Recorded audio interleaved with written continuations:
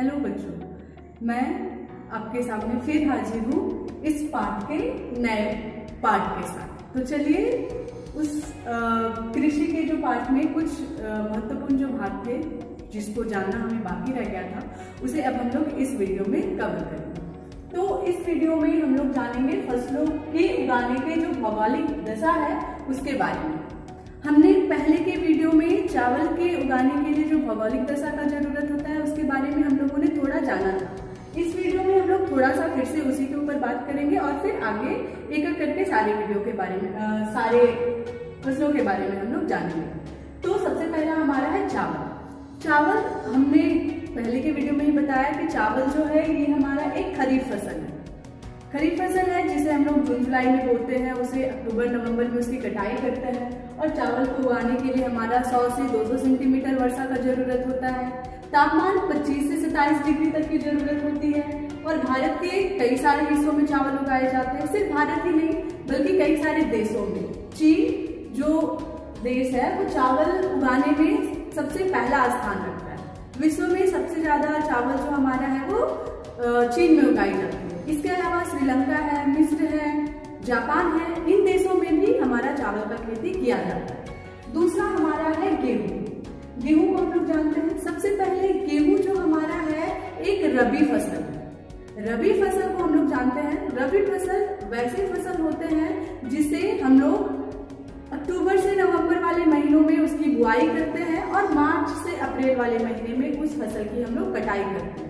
तो ऐसे फसलों को हम लोग रबी फसल कहते हैं। और रबी फसल में जो मुख्य फसल के तौर पर आता है वो हमारा है गेहूं।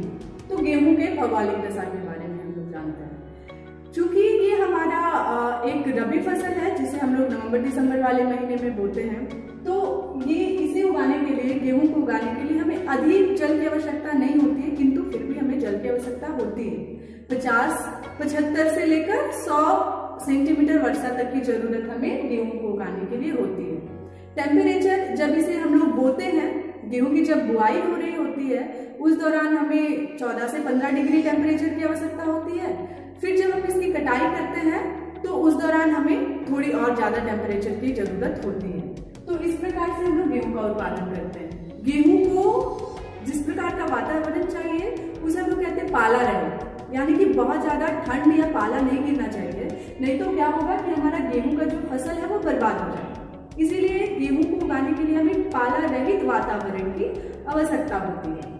गेहूं को उगाने के लिए हमने देखा वर्षा कितना चाहिए, इसके लिए कितना टेम्परेचर चाहिए, ये सभी हमने देख लिया। गेहूं कई सारे भागों में उगाए जाते हैं। अमेरिका में उगाए जाते हैं, हमारे भारत के कई सारे भागों में उगाए जाते हैं। भारत की अगर हम लोग बात करें तो भारत में सबसे ज्यादा गेहूं जो है वो उत्तर प्रदेश में उगाई जाती है, यानी कि उत्तर प्रदेश जो है वो भारत भर में सबसे ज्यादा गेहूं का उत्पादन करता है।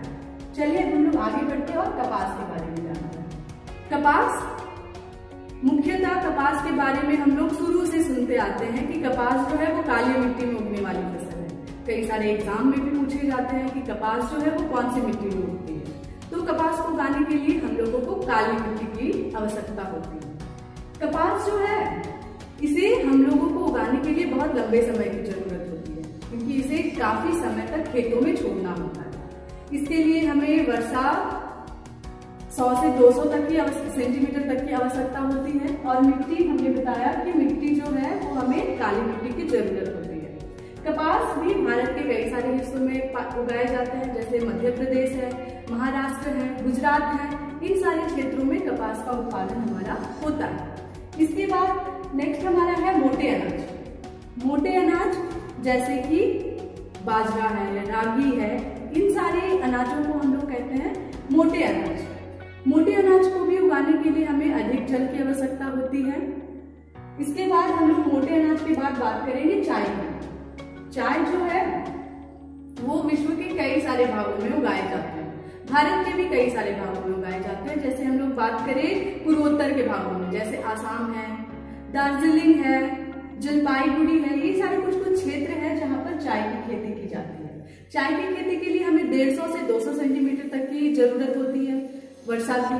और चाय के लिए हमारा जो वातावरण है वो हम लोगों को आर्द्र जलवायु की आवश्यकता होती है, यानी कि नमी। वातावरण में हमारा नमी बना रहे। वैसे वातावरण की जरूरत हमें चाय को उगाने के लिए होती है। चाय के लिए मुख्यतः हमें लेटेराइट मिट्टी की आवश्यकता होती है, उसमें अच्छे तौर पर चाय का उत्पादन होता है, और चाय को उगाने के लिए हमें काफी ज्यादा श्रमिकों की भी आवश्यकता होती है। चाय के लिए जो श्रमिक चाहिए उसमें मुख्यतः हम लोग महिलाओं को देखते हैं।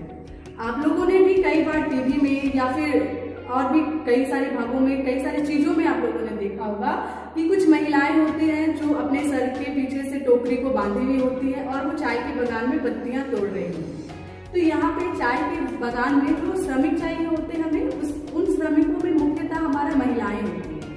ठीक है, समझ में आ रहा है आप सभी को। फिर उसके बाद हमारा है कॉफी। कॉफी आजकल काफी ये हमारा वाणिज्य कृषि के रूप में सामने आ रहा है। कॉफी का बहुत ज्यादा व्यापार भी एक देश से दूसरे देश में होता है। भारत में भी अच्छे किस्म की कॉफी का उत्पादन होता है। कर्नाटक जो है वो कॉफी के उत्पादन के लिए बहुत ही ज्यादा जाना जाता है। कॉफी को उगाने के लिए भी हमें 150 से 200 सेंटीमीटर वर्षा की आवश्यकता होती है। तो इस प्रकार हमने जाना कि चावल, गेहूं, कपास, मोटे अनाज, चाय और कॉफी को उगाने के लिए हमें किस किस प्रकार के भौगोलिक दशाओं की जरूरत होती है। तो इस प्रकार से हम लोगों ने इस पाठ कृषि के अलग अलग जितने भी सारे पॉइंट्स थे, हम लोगों ने सारे पॉइंट्स को कवर किया, सारे पॉइंट्स को समझा। आशा करती हूँ कि आप सभी को ये सारे पॉइंट्स अच्छे से समझ में भी आए होंगे। अब हम लोग थोड़ा सा एक नजर डालते हैं कृषि के विकास में। चूंकि हम लोग दिनों दिन देख रहे हैं कि जनसंख्या बहुत तेजी से बढ़ रही है, तो इस जनसंख्या के लिए पूरी तरह से पूर्ति होने के लिए अनाजों का उत्पादन भी उतना ही मात्रा में होना चाहिए। तो इस प्रकार कृषि के विकास में भारत के अलावा अन्य भी कई सारे देश हैं जो कृषि के विकास में लगे हुए हैं, अलग अलग कार्य कर रहे हैं। आज कृषि करने के नए नए तकनीक सामने आ रहे हैं। एग्रो इंजीनियर है जो कृषि के लिए अनेक चीजें इनोवेट कर रहे हैं। कृषि में किस प्रकार से उसके उत्पादन को बढ़ाया जाए, इस प्रकार का कार्य कर रहे हैं। भारत, अमेरिका, जापान, ये कई सारे देश हैं जो कि कृषि के विकास के लिए अलग अलग अपने तरीके से कई सारे उपाय कर रहे हैं और कृषि के विकास को भी बढ़ा रहे हैं। आप सभी को ये वीडियो समझ में आई होगी। तो हम इस वीडियो में इतना ही जानेंगे। हम लोग फिर आगे मिलेंगे एक नए पाठ के साथ। Thank you.